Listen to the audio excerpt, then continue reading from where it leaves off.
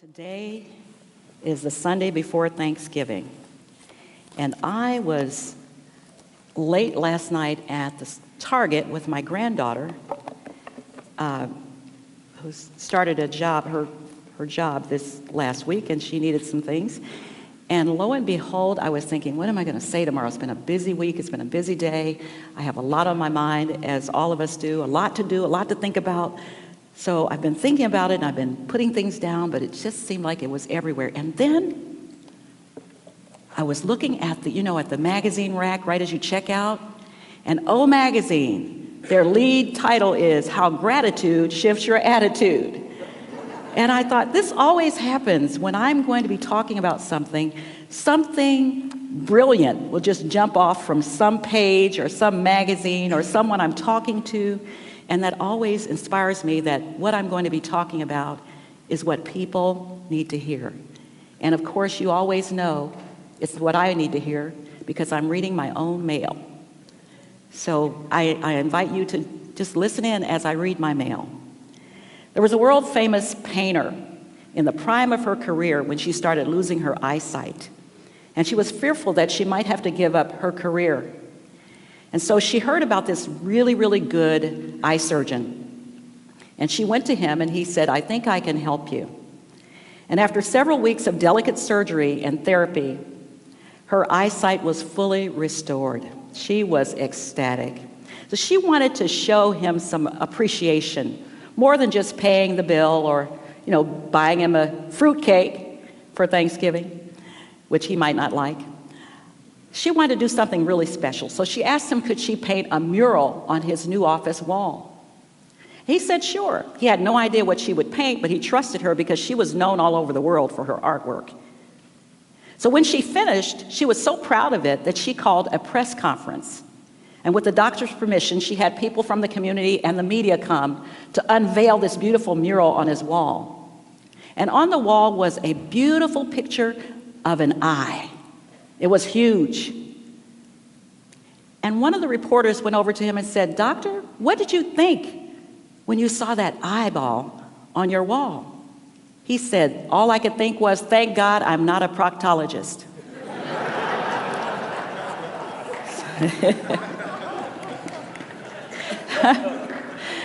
So, in the magazine, in the O Magazine, there are several stories by people talking about what they're grateful for. And one of the stories that really caught my attention is Tina Turner's story. Back in the summer, Tina Turner's firstborn son, I believe he was 59, his name was Craig, took his own life. And shortly before that happened, he talked to his mom and said, Mom, I just want to hear your voice one more time. I just called because I want to hear your laughter. And she did not know that that call was a message, that the reason he wanted to hear her voice one more time was that maybe he wasn't going to be around. And Tina Turner, in that interview, this was the day she was going to have his service that day, so Oprah was very grateful that Tina agreed to the interview when she was getting ready for her son's memorial service. And Tina answered about her concept of gratitude. She said, I'm grateful that I had honest, good, genuine people to help me in my life.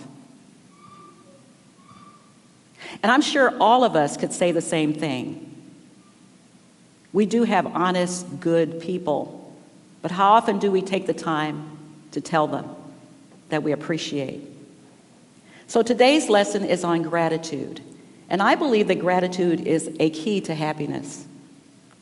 So I want to ask you a question, and you don't have to answer it, but I want you to think about it throughout this service for the remainder of the day. And as you prepare for the Thanksgiving feast that you're going to have and gathering with family and friends, what are you grateful for? What are you grateful for? In 1 Thessalonians, the 5th chapter, the 18th verse, we read, give thanks in all circumstances. It's easy for us to identify things we're grateful for that are great, that are good, that make us happy. People in our lives that we like being around. Places we like to go. Our homes, our cars, our children, our grandchildren, our neighbors, our friends. It's easy to love what's lovable. But this scripture says, give thanks in all circumstances. So how can you be grateful when maybe you just lost your job? How can you be grateful and give thanks when maybe you're facing divorce? How can you be grateful or give thanks when maybe you're having some financial difficulties? Or maybe you're on the verge of homelessness. Maybe you don't have enough food. Maybe you don't have any friends. How can you feel grateful? And that's what I want to talk to you about, because you can. There's always something to be grateful for. And in fact, you can even be grateful for the circumstances that aren't as pleasant as you'd like them to be. Because the more grateful we are, the more we have to be grateful for. I need to repeat that. The more grateful we are, the more we have to be grateful for. But that means we need to sit down and take a personal inventory, especially when you're feeling your lowest. That's the time to make a list of the good things in your life, the things, the challenges that make you get up in the morning and say, you know, I'm going to resolve this. I'm going to fix this. I'm going to call somebody that I have a disagreement with and haven't spoken to in a long time. I'm going to change something in my life so that I can have a happier life. The more grateful we are, the happier we become. In fact, it was Abraham Lincoln who said, man is about as happy as he makes up his mind to be. So I want to say, paraphrase that and say, we are as grateful as we make up our minds to be. Now, I don't know about you, but I can be the queen of poor, poor, pitiful me parties. Anybody like that? Now, I try not to share those with everybody. Sometimes they're just private parties. Nobody else is invited. But I do have some of those moments where it's just like everything is going wrong, nothing's going right. Why am I here? Nothing good happens. You know, those kinds of things. They don't last long because I understand the truth principles and I know how to use them. But I'm a human being. So every now and then I have those. And when I do, and I finally come to my senses, I stop myself and say, wait a minute, look at all that you have to be grateful for. Look at how far you've come in life. And in the words that Dr. King stated in 1962 at a speech in Hawaii by an old Negro Baptist preacher, I ain't what I ought to be. I ain't what I'm going to be. But thank God, I ain't what I was. So that's, if you can't be grateful for anything else, be grateful that, look at the journey you've taken and where you are today. You might not be where you want to be, but look where you are. So the story I chose today to illustrate the point that we can be grateful, that it's important to be grateful, but it's also important to show gratitude, is the story from the book of Luke, the 17th chapter, the 11th through the 19th verses. And it's one of those stories, as we discussed in Bible class this morning, that we rarely hear about when we think about the stories of Jesus' teachings, the miracles, the examples that he set. This story is about 10 lepers. Now, I don't know if you know what lepers were, but they suffered from a rare skin disease called leprosy. And they were not to come within 150 feet of anybody. If they did, they had to yell out, unclean, unclean, to warn other people that they had this contagious disease. In fact, back in biblical times, they were ostracized from the main community. They were sent off to live in camps. They had to wear rags so they could be identified. They had sores all over their bodies. Eventually, their bodies would turn ashen gray. And if they had the severe case of this disease, they would lose their fingers and toes. They were in isolation from their family and friends. So the 10 of these men lived together in an isolation camp. There was no known cure. It attacked every cell of their body. And it often led to disfigurement and blindness. They were like the walking dead. And nobody wanted to be around them. And the law said they couldn't be around anyone. Well, in this story, the lepers happen upon Jesus. He's quite a distance away, but they recognized him. They had heard about the power of this person who could heal. And so they're yelling, maybe like from here over to V's restaurant. They're saying, "Help us, Master, help us." And he yells back, because he's obeying the law. He can't get more than closer than 150 feet. "Go see the priest." Now, in those days, the priest was the only one who could forgive them of this sinful part of their experience. You know, we know sin as missing the mark. But at that time, they considered this kind of a disease as something that they may have done to cause this upon themselves. So the priest, if the priest thought that they were being healed, it would take 8 days, according to the law, to confirm it. He was like a second opinion. So Jesus says, "Go see your priest." Now, if you and I had that experience, and we think this man is our healer, he's going to cure us, and he just tells us to go see another doctor, we would kind of lose faith, right? We'd lose hope. But they didn't. They did exactly what he said. They went to the priest. And on their way to the priest, they noticed changes in each other. They didn't look disfigured. Their skin cleared up. They were walking better. They were whole. Something changed. And they hadn't even made it to the priest yet. So when they got to the priest, and after the 8 days of confirmation that they were healed and allowed to go back to be with their families, they were so excited. One of them, however, returned to find Jesus, knelt at his feet, and thanked him. And Jesus' remark was, "Weren't there 10 of you? Where are the other 9? Are they not grateful to God for healing them? And you are a Samaritan." Now, you've heard me talk about this before. The Jews and the Samaritans did not mingle. And the Samaritans were considered less than, not good as, the Jews. So Jesus was even amazed even more that this person who was considered by law to be less than the others was the only one who came back to express his gratitude.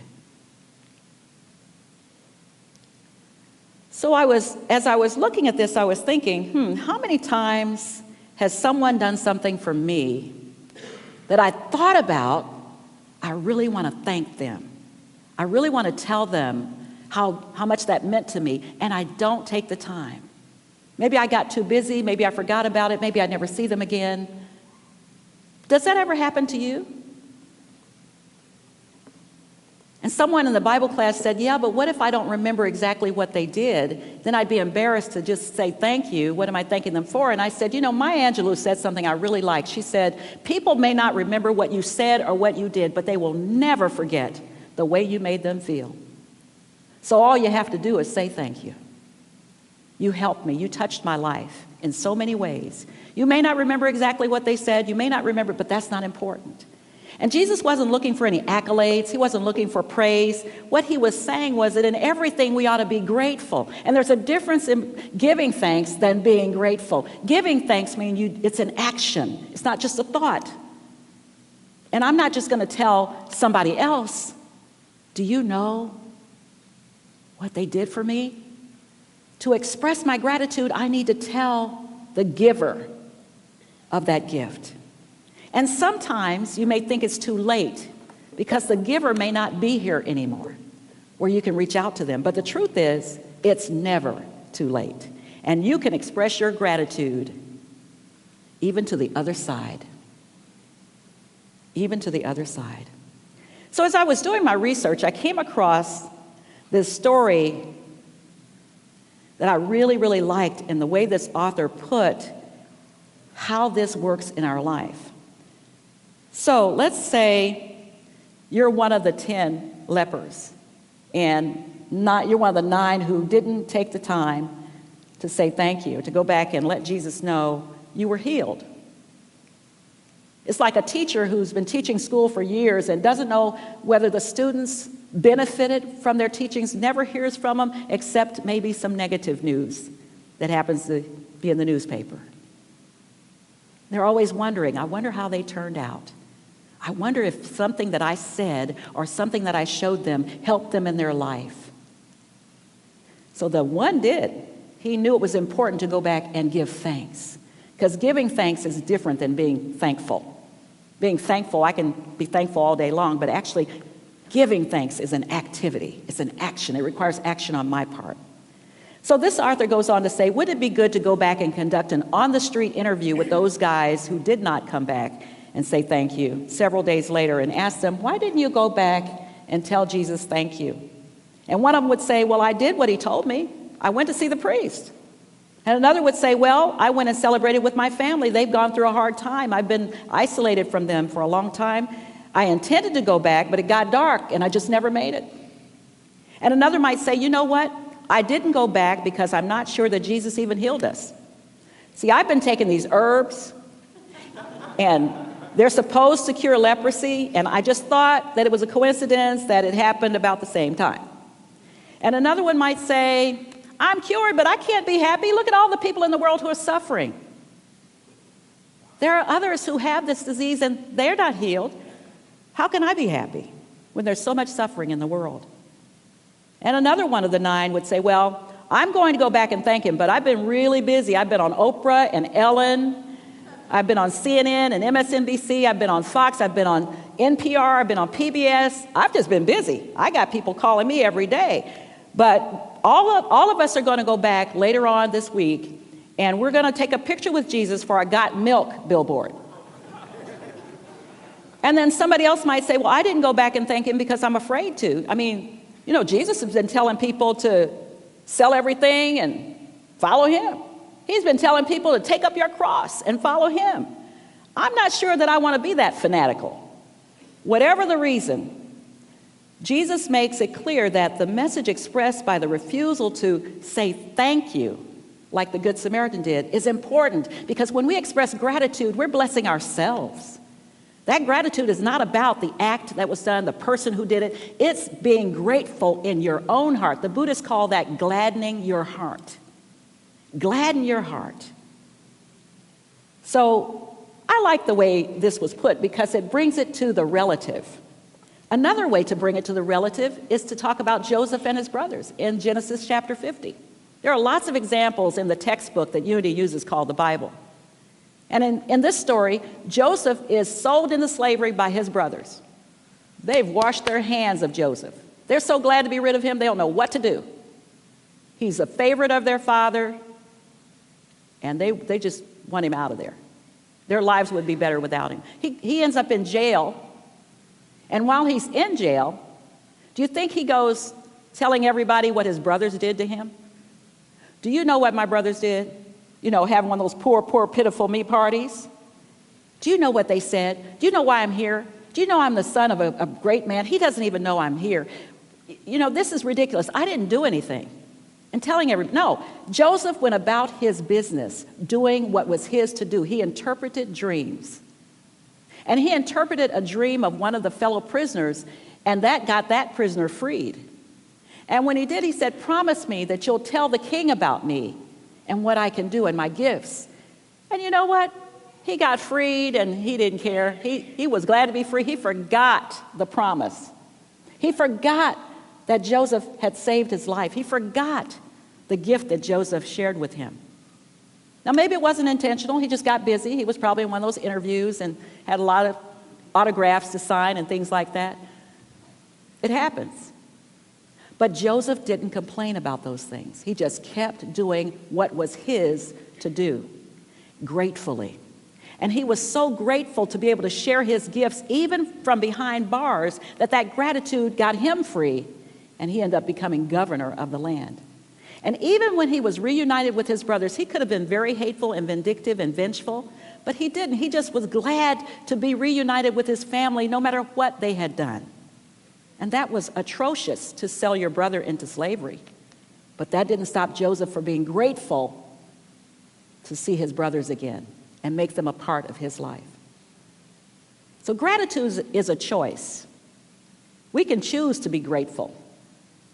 You can do that right now. And you can choose it in the face of all kinds of things, circumstances that happen in our lives. Your car breaks down, you can still be grateful that you have a car. And there's a way for you to get the car fixed or towed. So here are 10 things you can do to be more grateful. First of all, keep a journal. Write it down. It can be something really simple.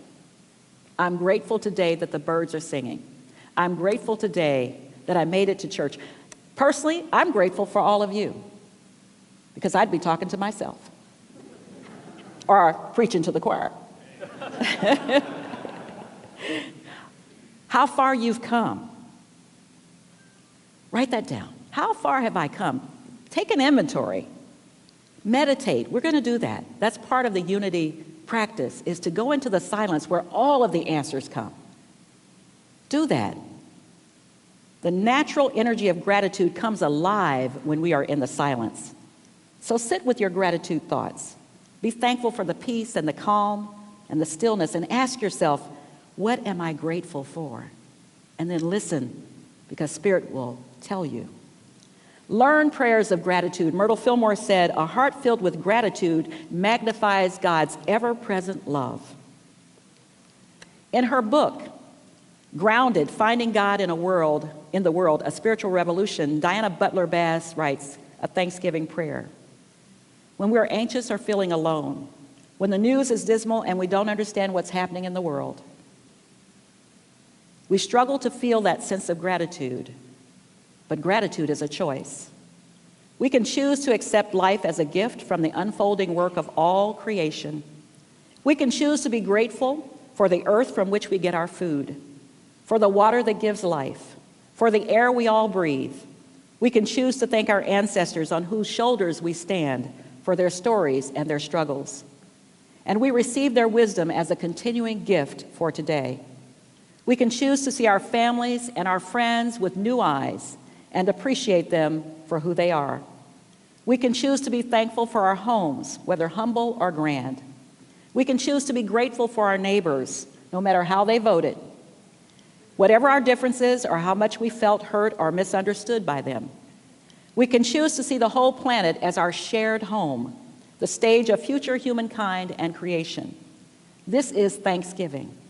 With courageous hearts, we choose to recognize the sacred generosity of the all-knowing, all-powerful, all-present allness of Spirit, aware that we live in an infinite circle of gratitude, that we are all guests at a hospitable table around which precious gifts are passed and received. We choose grace, unconditional love. We pass gratitude around the table, our family table, the table of our nation, and the table of the earth. Another thing you can do on this list of 10 is number 5, to come to your senses. Pay attention to all the little things that you see, hear, touch, taste, and feel. In the words of Carmen Mosher, if I hear the ocean roar, if I see the eagle soar, if I sense what flowers say, then this is my Thanksgiving Day. If I catch the raindrops kiss, if I feel the sunset's bliss, if I blend with nature's way, then this is my Thanksgiving Day. If I hear you talk to me, if I see what you can be, if I love you on your way, then this is my Thanksgiving Day. Every day is a time to give. Every day is a time to live. Every day is a time to say, this is my Thanksgiving Day. You can use visual reminders. My brother always tells me I always see the glass half full. That's a great visual for me. When I'm feeling down, I picture a glass half full, not half empty.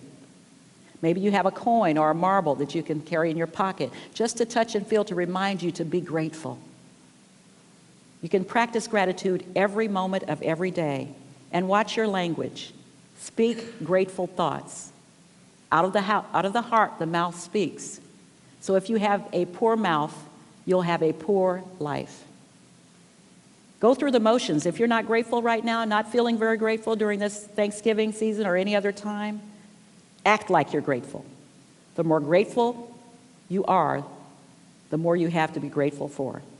And then think outside the box. Look for opportunities to show your gratitude, not just to be thankful, but to give thanks.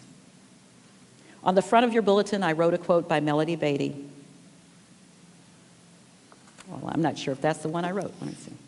Okay. Carmen Mosher, I already read, but this one's by the one on This Is My Thanksgiving. Melody Beatty said, "Gratitude unlocks the fullness of life. It turns what we have into enough and more." I love that. It turns what we have into enough and more. It turns denial into acceptance. It's not on your bulletin, I'm sorry. Chaos into order, confusion to clarity. It can turn a meal into a feast, a house into a home, a stranger to a friend. Gratitude makes sense of our past, brings peace for today, and creates a vision for tomorrow.